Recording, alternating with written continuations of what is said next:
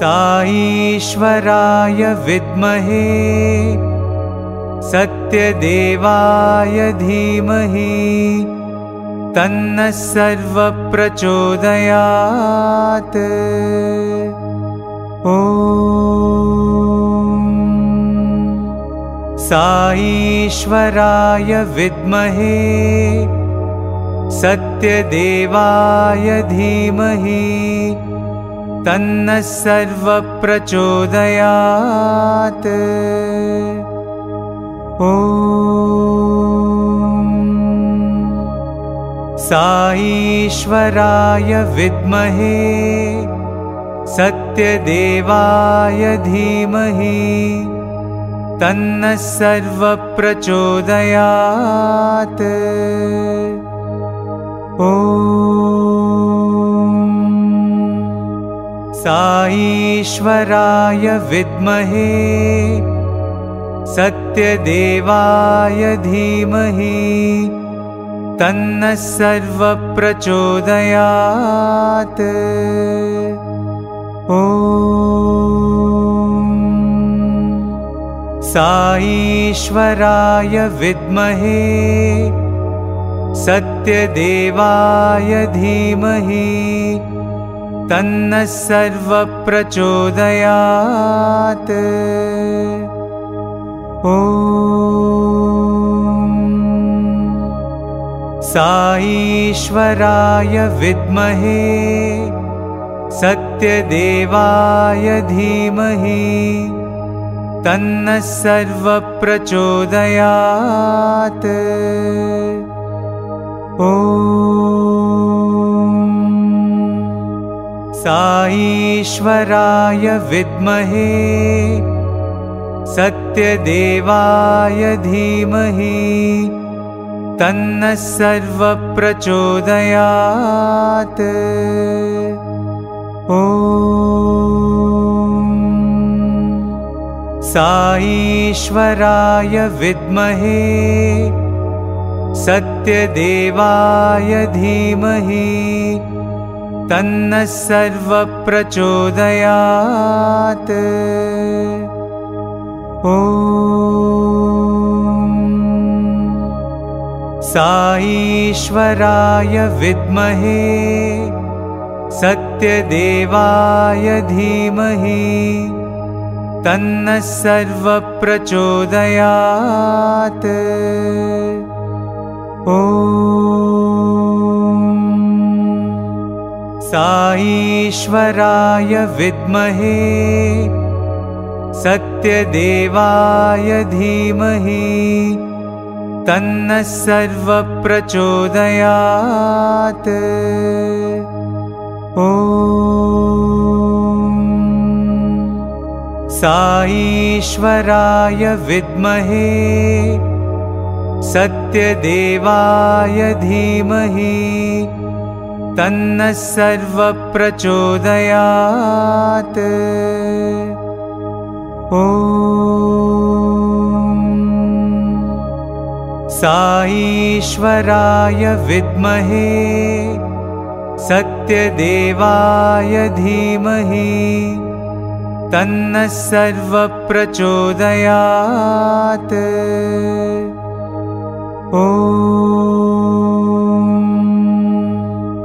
साईश्वराय विद्महे सत्यदेवाय धीमहि तन्नः सर्वः प्रचोदयात्। ॐ साईश्वराय विद्महे सत्यदेवाय धीमहि तन्नः सर्वः प्रचोदयात्। ॐ साईश्वराय विद्महे सत्यदेवाय धीमहि तन्नः सर्वः प्रचोदयात्। ॐ साईश्वराय विद्महे सत्यदेवाय धीमहि तन्नः सर्वप्रचोदयात्। ॐ साईश्वराय विद्महे सत्यदेवाय धीमहि तन्नः सर्वप्रचोदयात्। ॐ साईश्वराय विद्महे सत्यदेवाय धीमहि तन्नः सर्वप्रचोदयात्। ॐ साईश्वराय विद्महे सत्यदेवाय धीमहि तन्नः सर्वप्रचोदयात्। ॐ साईश्वराय विद्महे सत्यदेवाय धीमहि तन्नः सर्वप्रचोदयात्। ॐ साईश्वराय विद्महे सत्यदेवाय धीमहि तन्नः सर्वप्रचोदयात्। ॐ साईश्वराय विद्महे सत्यदेवाय धीमहि तन्नः सर्वप्रचोदयात्। ॐ साईश्वराय विद्महे सत्यदेवाय धीमहि तन्नः सर्वप्रचोदयात्। ॐ साईश्वराय विद्महे सत्यदेवाय धीमहि तन्नः सर्वप्रचोदयात्। ॐ साईश्वराय विद्महे सत्यदेवाय धीमहि तन्नः सर्वप्रचोदयात्। ॐ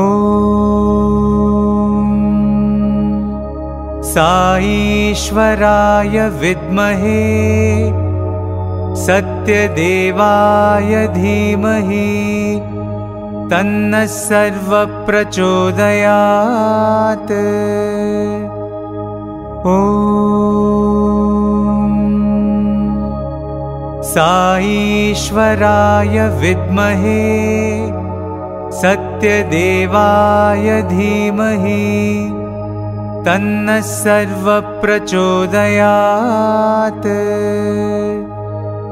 ॐ साईश्वराय विद्महे सत्यदेवाय धीमहि तन्नः सर्वप्रचोदयात्। ॐ साईश्वराय विद्महे सत्यदेवाय धीमहि तन्नः सर्वप्रचोदयात्। ॐ साईश्वराय विद्महे सत्यदेवाय धीमहि तन्नः सर्वप्रचोदयात्। ॐ साईश्वराय विद्महे सत्यदेवाय धीमहि तन्नः सर्वप्रचोदयात्। ॐ साईश्वराय विद्महे सत्यदेवाय धीमहि तन्नः सर्वप्रचोदयात्। ॐ साईश्वराय विद्महे सत्यदेवाय धीमहि तन्नः सर्वप्रचोदयात्। ॐ साईश्वराय विद्महे सत्यदेवाय धीमहि तन्नः सर्वप्रचोदयात्। ॐ साईश्वराय विद्महे सत्यदेवाय धीमहि तन्नः सर्वप्रचोदयात्। ॐ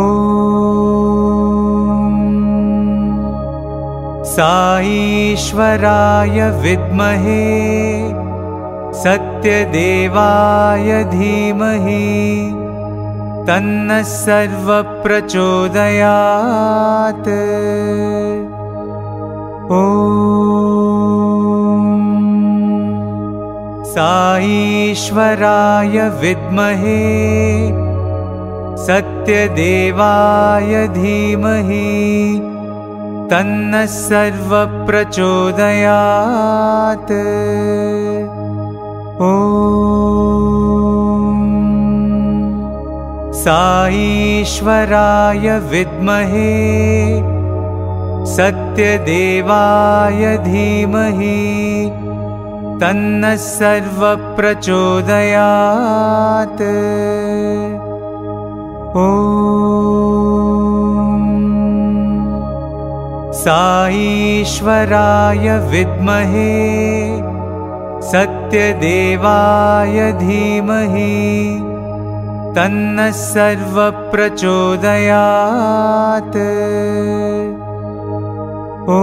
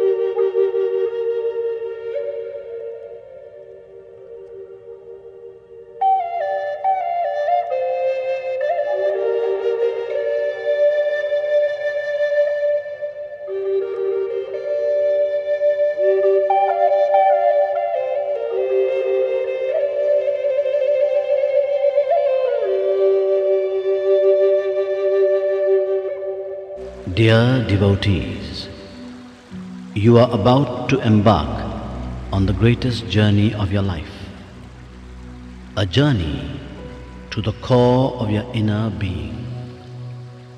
Please, all in a low voice, follow the Omkar and let your mind reach a quietude of silence. All together, let us repeat the Pranava.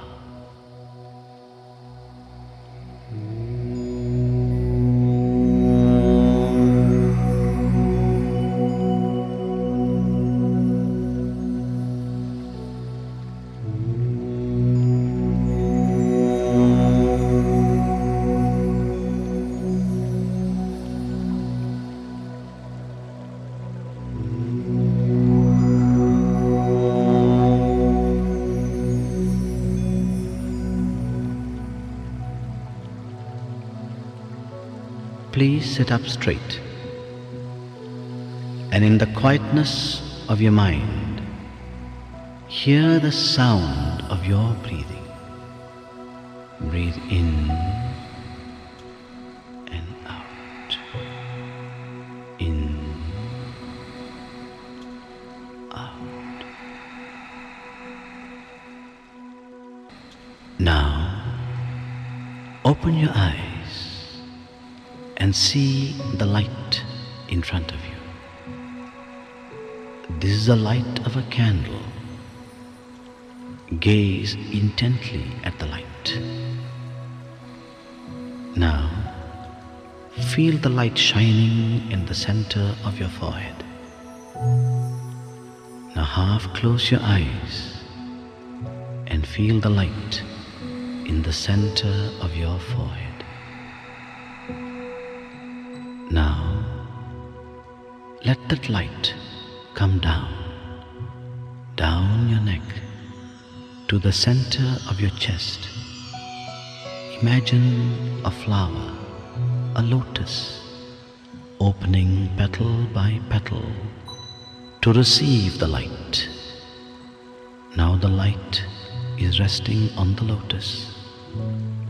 The lotus disappears, only the light remains. But it is no more the light of the candle. It is a round ball of formless light. It is a light of divinity within you.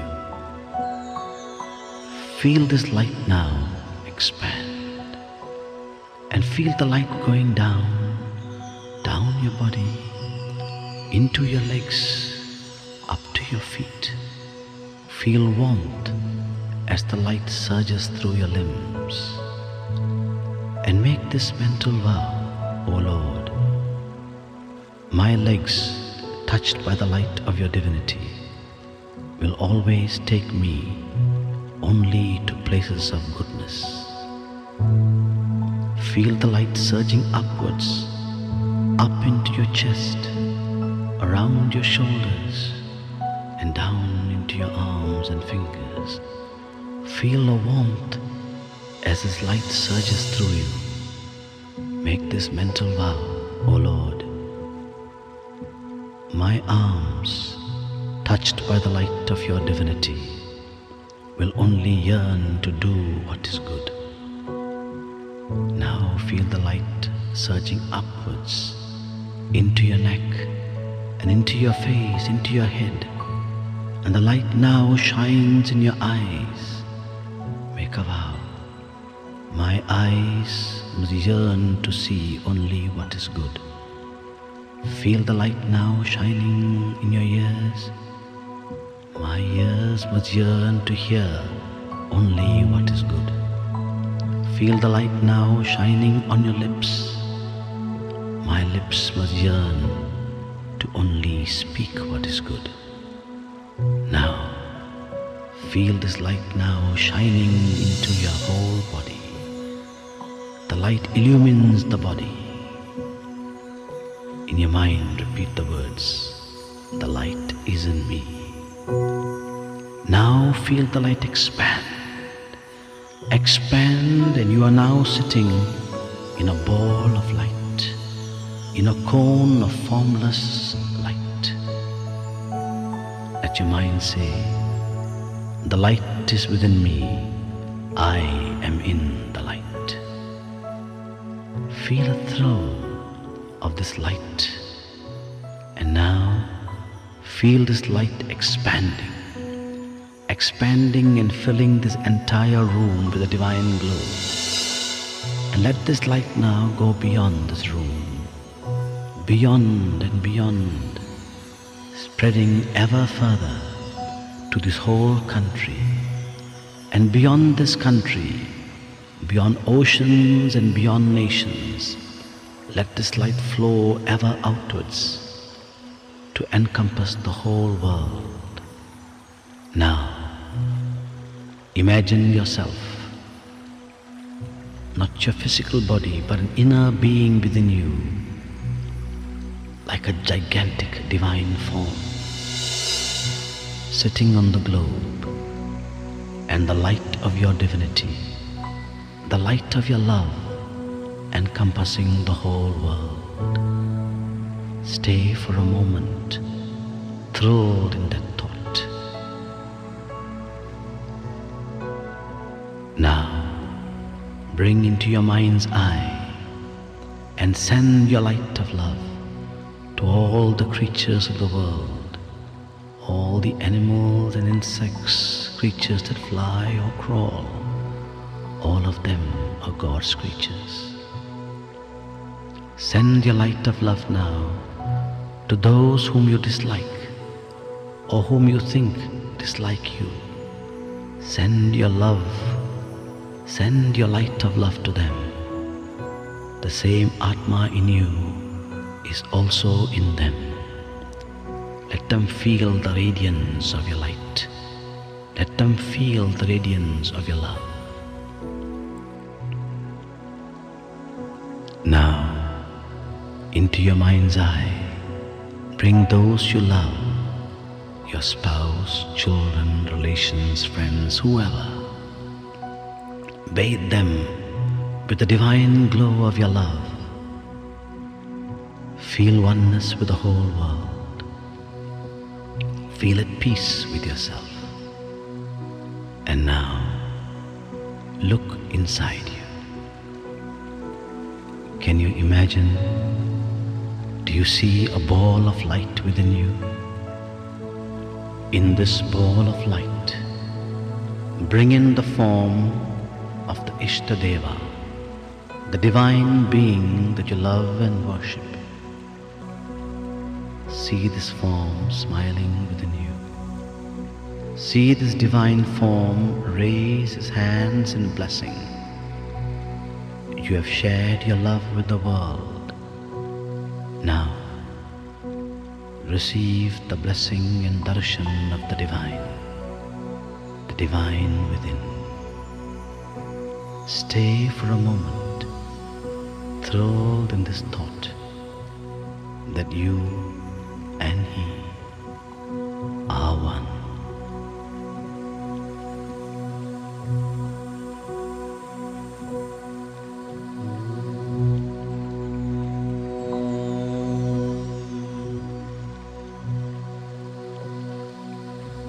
Shanti, Shanti, Shanti.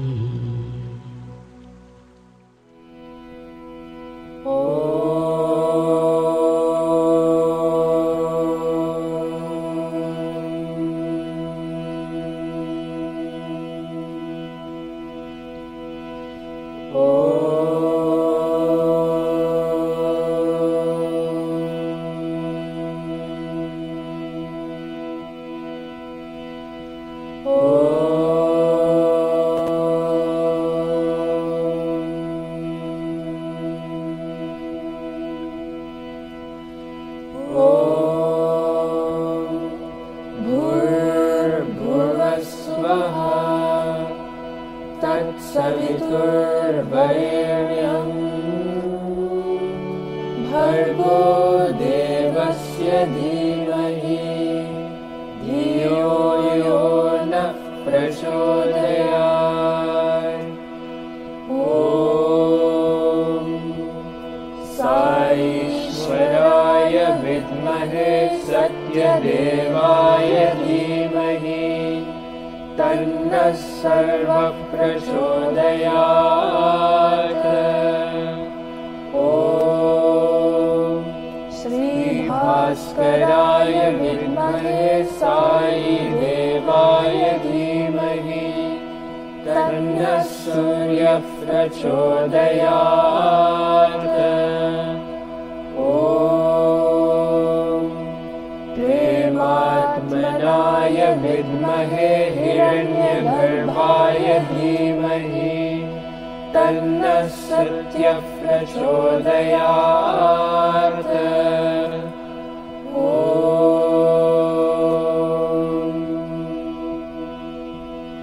शान्ति शान्ति शान्तिः।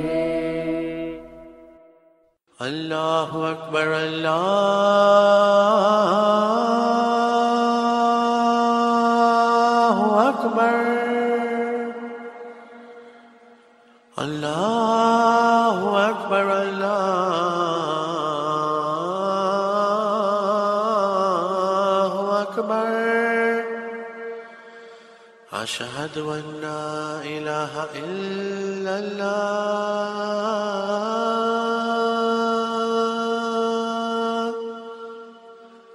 अशहदु अन्ना इलाहा इल्लल्लाह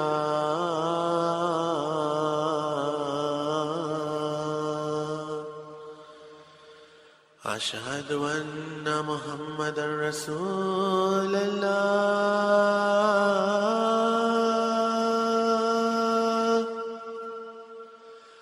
अशहदु अन्ना मुहम्मदर रसूलल्लाह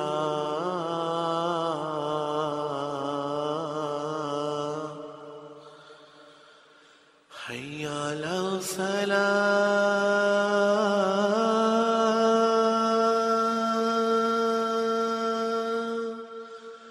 हय्या अला सलाह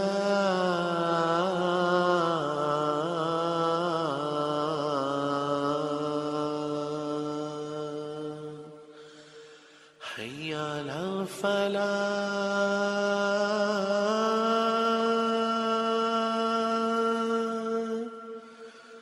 हय्या अला फलाह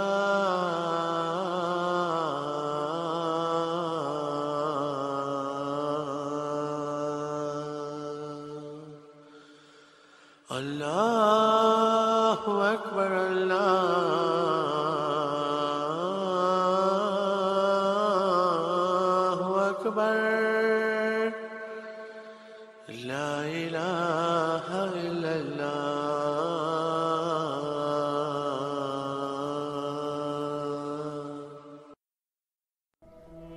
Our Father, who art in heaven, hallowed be thy name. Thy kingdom come, thy will be done, on earth as it is in heaven.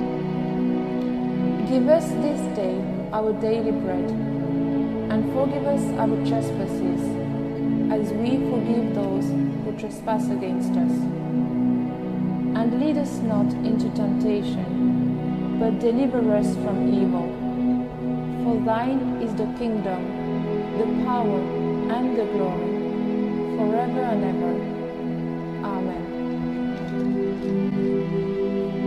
आज्ञा भैया काल की कभी चलायो बंद सब सीखन को कब है गुरु मानियो ग्रंथ गुरु ग्रंथ जी मानियो प्रगट पुरा की ने जो प्रभु को मिल वो चाहे खोज शब्द मिले राज करेगा खालसा आकी रहे न कोई बाल हुए सब मिलेंगे बचे शरण जो होए वाहे गुरु नाम जहाँ रहे चढ़े सो तेरे पार जो शरदा कर सेव दे गुरु पार उतारन हार जो शरदा कर सेव दे गुरु पार उतारन हार बुद्धं शरणं गच्छामि धर्मं शरणं गच्छामि संघं शरणं गच्छामि ॐ नमो अहिलंताय ॐ नमो सिद्धाय ॐ नमो आयर्याय ॐ नमो बोलो ये सब सापूर्णम् पंचनमोकारो सर्वपापनाशनो मंगलानं च सर्वेषु परमं हवये मंगलम्।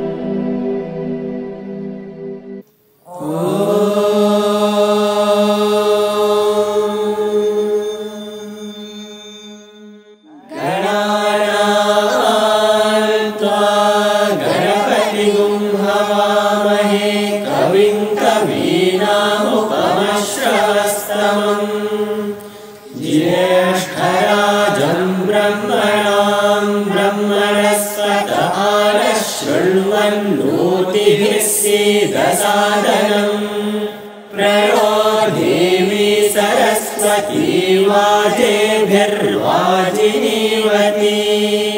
धीनामभित्र्यवतु गणेशाय नमः सरस्वत्यै नमः श्रीगुरुभ्यो नमः हरिः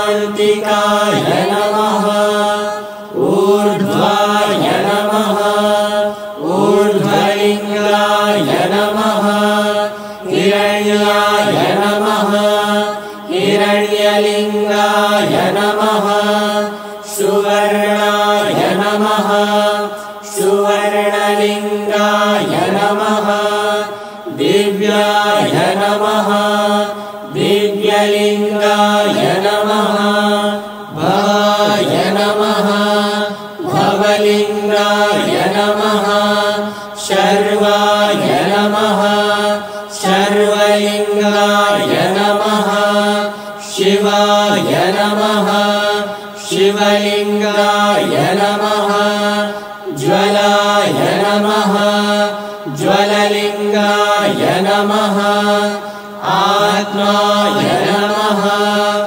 आत्मलिङ्गाय नमः परमाय नमः परमलिङ्गाय नमः एतत् सोमस्य सूर्यस्य सर्वलिङ्गस्थापयति पाणिमन्त्रं पवित्रम् सद्यो जातं प्रपद्यामि सद्यो जाताय वै नमो नमः भवे भवेनातिभवे भवस्वमां भवोद्भवाय नमः वामदेवाय नमो ज्येष्ठाय नमः श्रेष्ठाय नमो रुद्राय नमः कालाय नमः बलविकरणाय नमो बलविकरणाय नमो बलाय नमो बलप्रमथनाय नमः सर्वभूतदमनाय नमो मनोन्मनाय नमः अघोरेभ्यो घोरेभ्यो घोरघोरतरेभ्यः सर्वेभ्यः सर्वशर्वेभ्यो नमस्ते अस्तु रुद्ररूपेभ्यः तत्पुरुषाय विद्महे महादेवाय धीमहि तन्नो रुद्रः प्रचोदयात्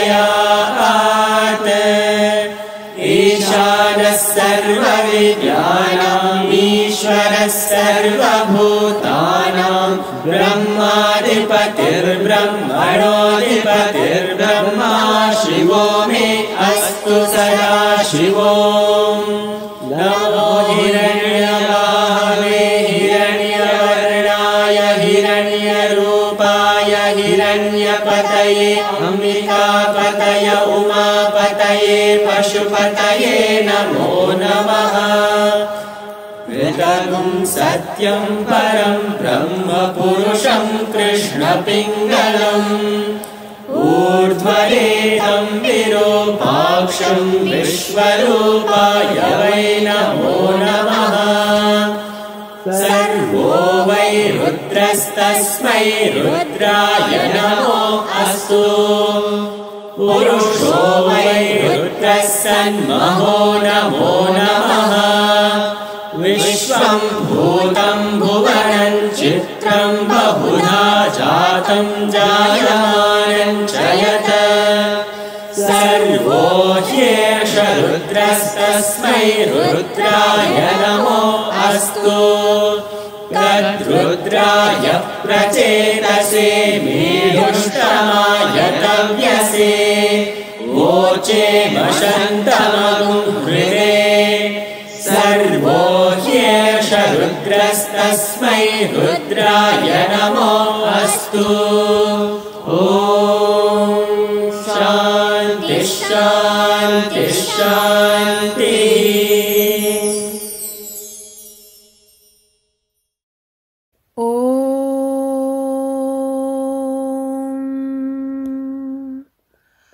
अत्रिणात्वा कृमे हन्मि कण्वेन जमदग्निना विश्वावसोर्ब्रह्मणा हतः कृमीणागुं राजा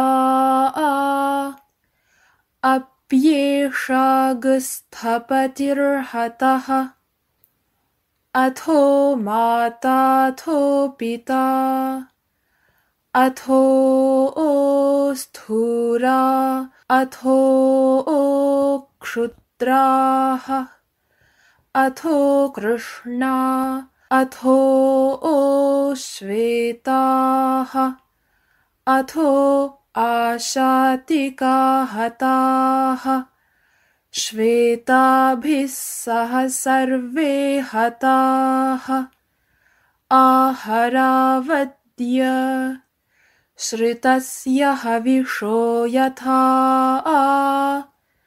तत्सत्यं यदमुय्यमस्य जम्भयोः आदधामि तथा हि तत् खण्फण्मृषि। ॐ शान्ति शान्ति शान्तिः।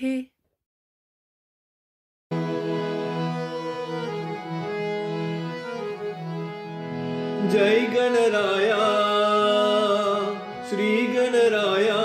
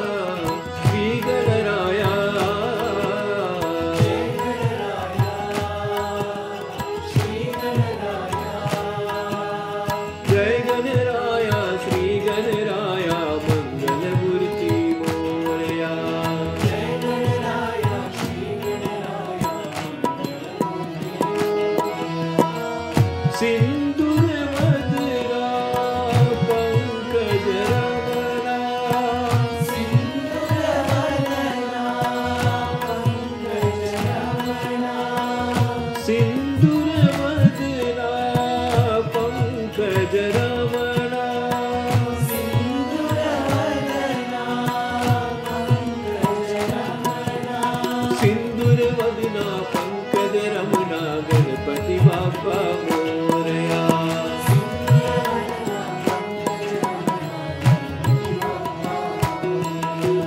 सिंदूर वदना पंकज रमना गणपति बाप्पा मोरया।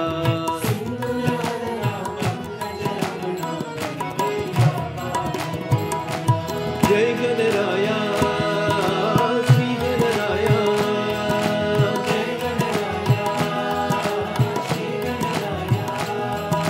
जय गणराया श्री गणराया मंगल मूर्ति मोरया।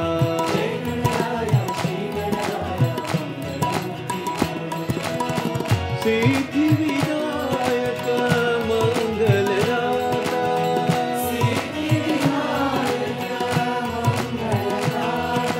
अष्ट विनायक मंगलदायक मंगल मूर्ति मोरया।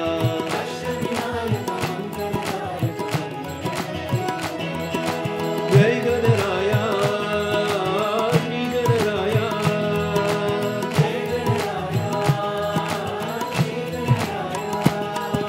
जय गणराया श्री गणराया मंगल मूर्ति मोरया।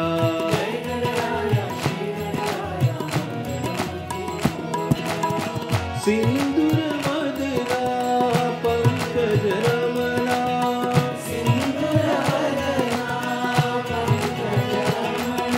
सिंदूर वदना पंकज रमना गणपति बाप्पा मोरया।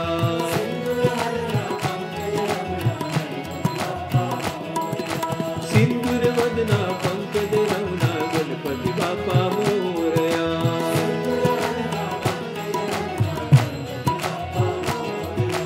जय गणराया श्री गणराया। जय गणराया श्री गणराया मंगल मूर्ति मोरया। वाहे गुरु वाहे गुरु वाहे गुरु वाहे गुरु वाहे गुरु वाहे गुरु वाहे गुरु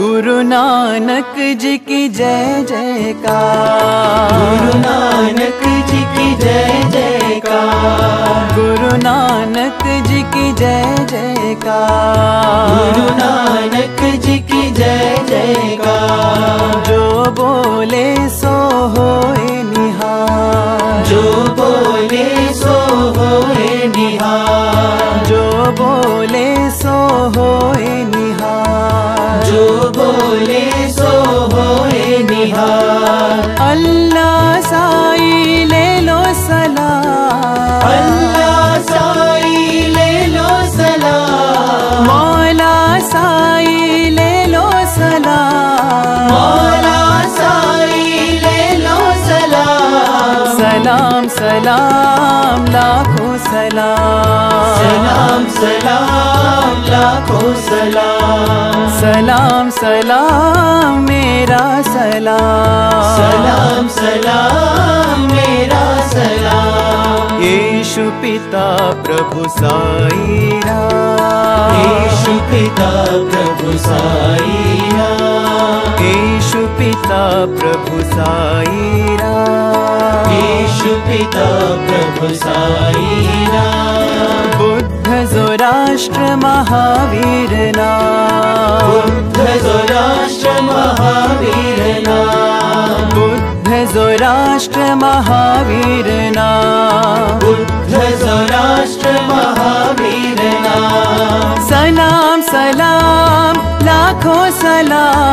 सलाम सलाम लाखों सलाम, सलाम सलाम लाखों सलाम, सलाम सलाम लाखों सलाम, सलाम सलाम मेरा सलाम, सलाम सलाम मेरा सलाम, सलाम सलाम मेरा सलाम, सलाम सलाम मेरा सलाम। गुरु नानक जी की जय जयकार, गुरु नानक जी की जय जयकार, जो बोले सो होए निहाल, जो बोले सो होए निहाल। अल्लाह साई ले लो सलाम, अल्लाह साई ले लो सलाम, मौला साई ले लो सलाम, मौला साई ले लो सलाम, सलाम सलाम लाखों सलाम, सलाम सलाम लाखों सलाम। यीशु पिता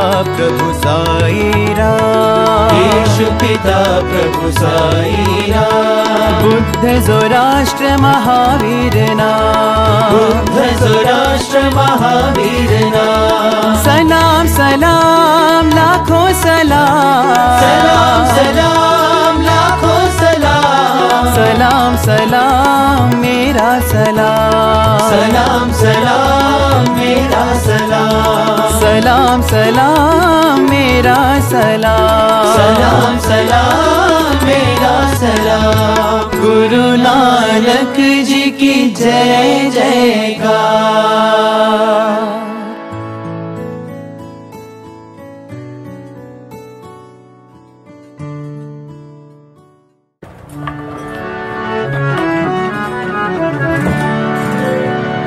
வருவாய் வருவாய் வருவாய் அம்மா,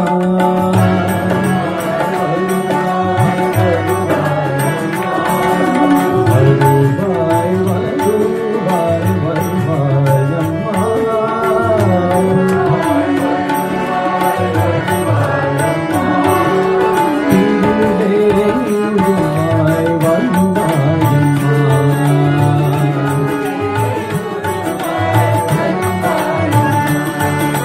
திருவேயுமாய்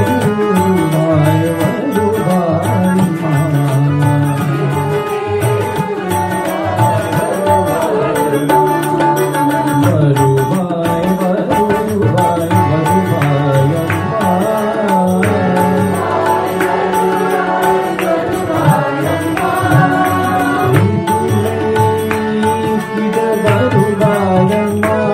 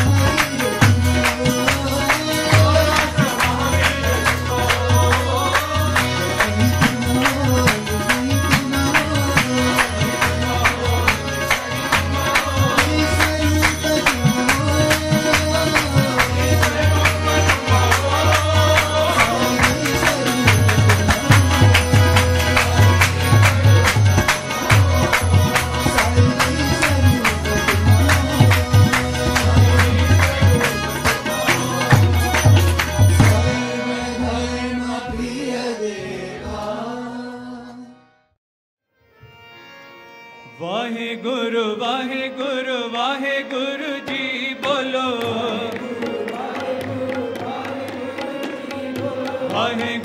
वाहे गुरु जी बोलो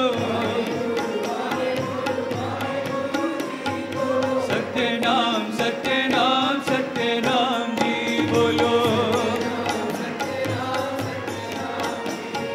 सत्यनाम सत्यनाम सत्यनाम जी बोलो नित्यम नित्यम जपिए तेरे नाम जी बोलो नित्यम नित्यम जपिए तेरे नाम जी बोलो सत्यनाम सत्यनाम सत्यनाम जी बोलो सत्यनाम सत्यनाम सत्यनाम जी बोलो राम राम राम राम राम राम जी बोलो राम राम राम राम राम राम जी बोलो नित्यम नित्यम जपिए राम नाम जी बोलो कृष्ण कृष्ण कृष्ण कृष्ण कृष्ण कृष्ण जी बोलो कृष्ण कृष्ण कृष्ण कृष्ण कृष्ण कृष्ण जी बोलो नित्यम नित्यम जपिए कृष्ण नाम जी बोलो नित्यम नित्यम जपिए कृष्ण नाम जी बोलो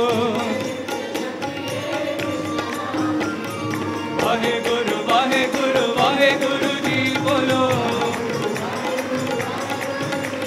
सत्यनाम सत्यनाम सत्यनाम जी बोलो नित्य नित्य जपिए तेरे नाम जी बोलो सत्यनाम सत्यनाम सत्यनाम जी बोलो राम राम राम राम राम राम जी बोलो नित्यम नित्यम जपिए राम नाम जी बोलो कृष्ण कृष्ण कृष्ण कृष्ण कृष्ण कृष्ण जी बोलो नित्यम नित्यम जपिए कृष्ण नाम जी बोलो गोविंद जय जय गोपाल जय जय राधा रमण हरि गोविंद जय जय गोविंद जय जय गोपाल जय जय गोविंद जय जय गोपाल जय जय राधा रमण हरि गोविंद जय जय राधा रमण हरि गोविंद जय जय गोविंद जय जय गोपाल जय जय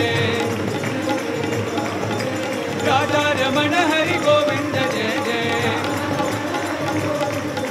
गोविंद जय जय गोपाल जय जय गोविंद जय जय गोपाल जय जय राधा रमण हरि गोविंद जय जय राधा रमण हरि गोविंद जय जय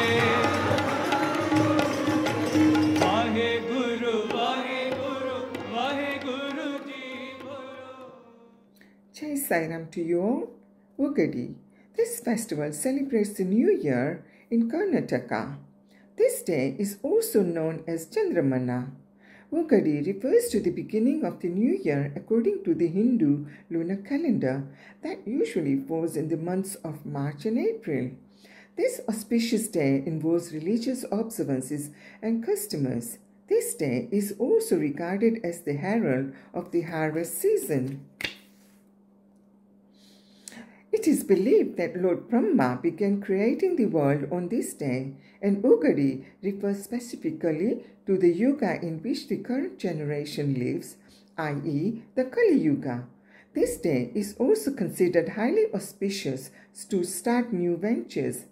However, all business transactions are carried out after certain religious observances that are said to bring good luck, wealth, and prosperity to believers. Before the beginning of Chaitra, people clean and whitewash their homes and decorate temples as well as deity rooms in their homes with jasmine flowers and mango leaves.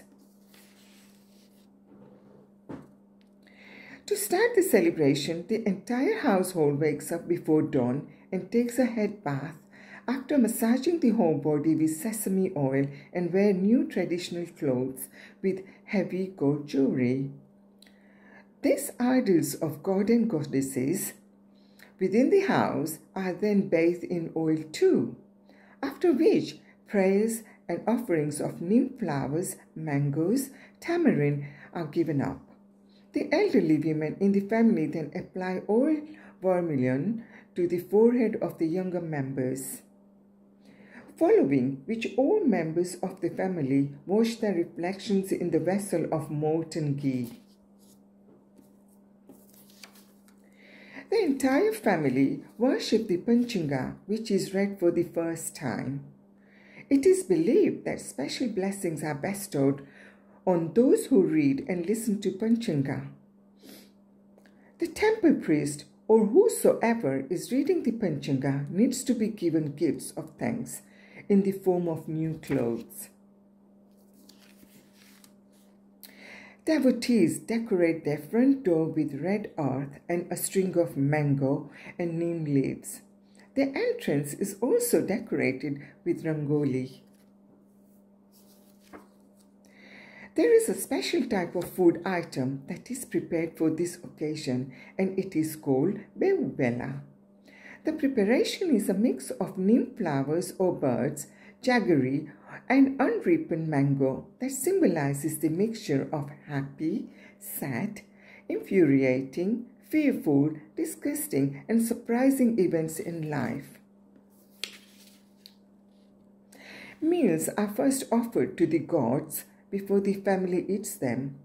The rest of the day is spent in visiting temples, offering prayers, and celebrating with family and friends.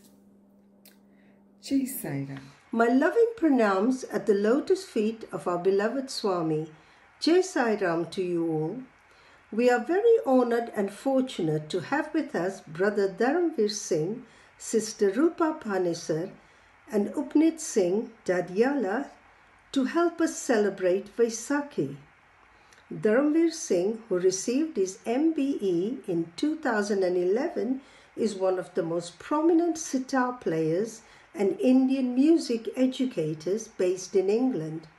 He is the disciple of the legendary sitar maestro Ustad Vilayat Khan. He has worked widely with other musicians and performed all over the world.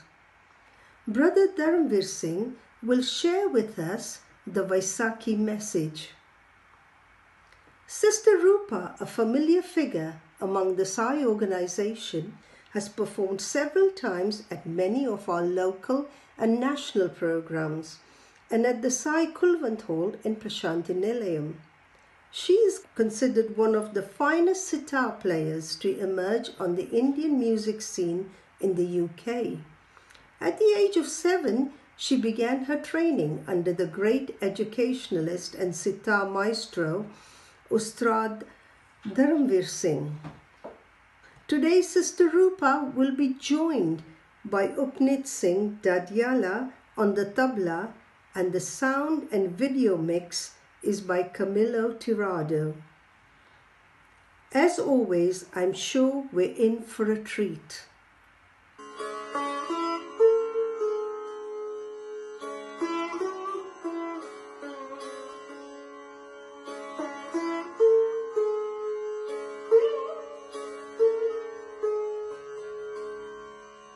Namaskar, Sat Sri Akal. Happy Vaisakhi to everyone. The festival of Vaisakhi is celebrated all over India and the world now. Though a harvest festival and marking the beginning of the new year as well, different regions have different angles or different emphasis on this festival. Amongst the Sikh community and the people of Punjab, Vaisakhi is very unique.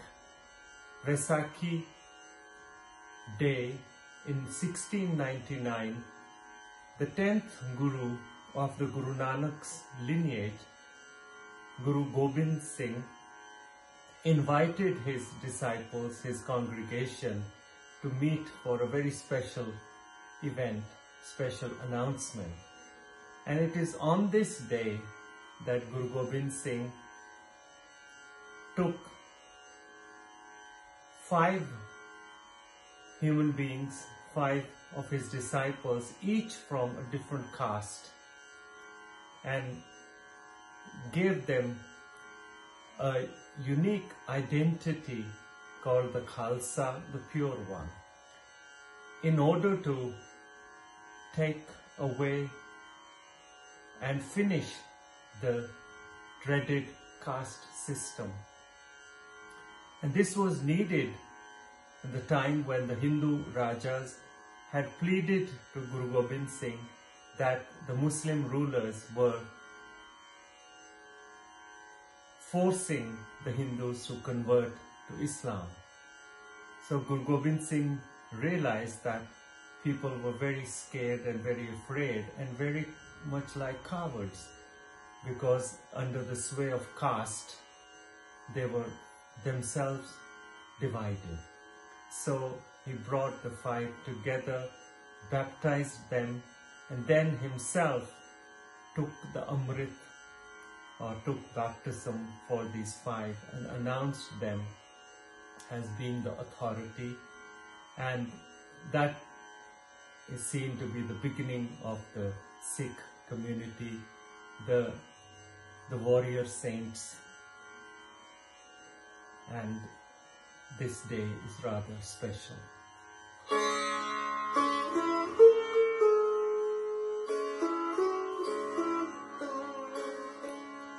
Vaho Vaho Gobind Singh,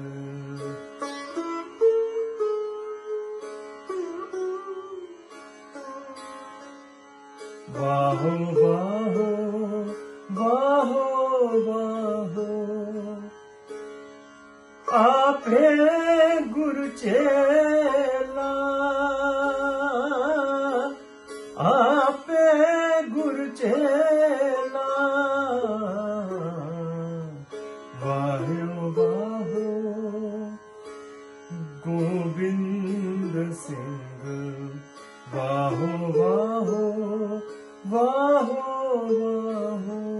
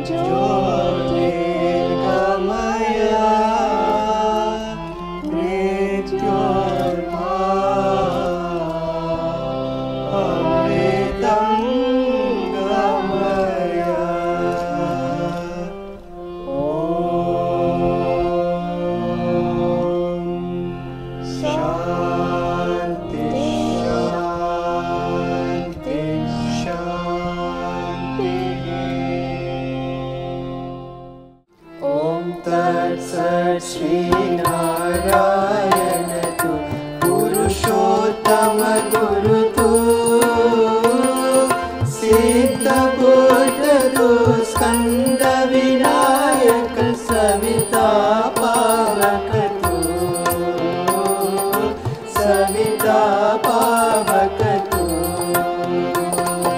ब्रह्ममस्त तू यवशक्ति तू येषु पिता प्रभु तू रुद्र विष्णु तू राम कृष्ण तू रहीमताओ तू रहीमताओ तू वासुदेव गो विश्वरूप तू चिदानंद हरि तू अद्वितीय तू अकाल निर्भय आत्मलिंग शिव तू आत्मलिंग शिव तू आत्मलिंग शिव तू।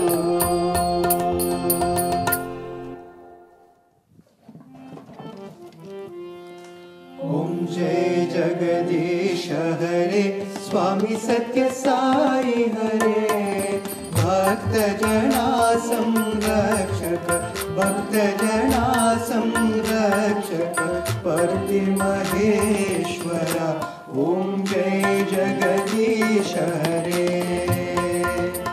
शशिवदना श्रीकरा सर्वा प्राणपते स्वामी सर्वा प्राणपते आश्रित कर्पणलीता आश्रित कर्पणलीता आपद्भानवा ओम जय जगदीश हरे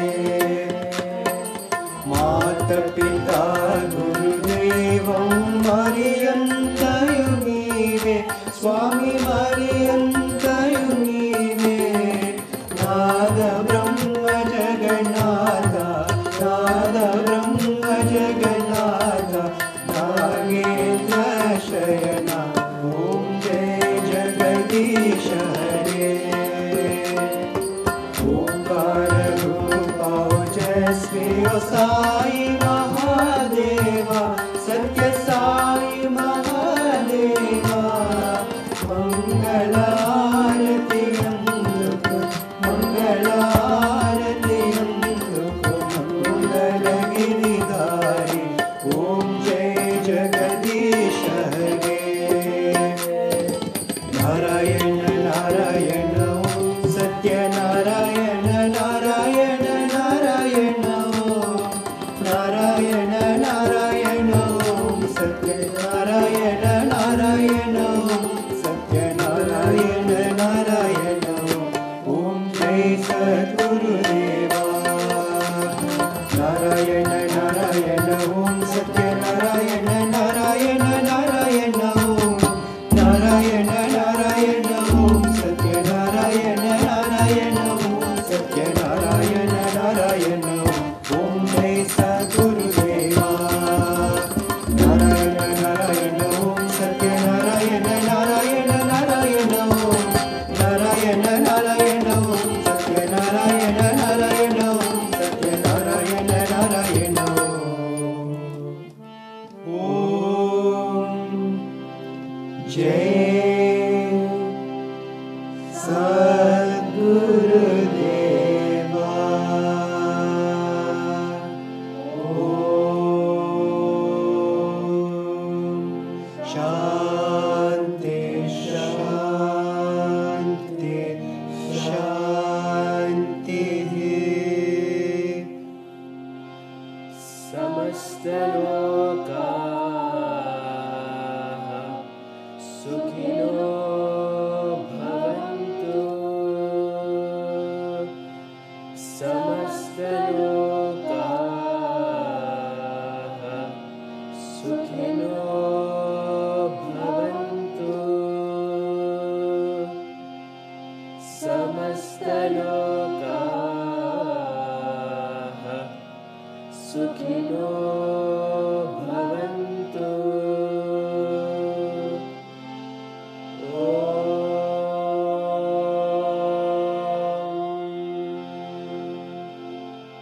शांति शांति शांति। जय बोलो भगवान श्री सत्य साई बाबा जी की जय।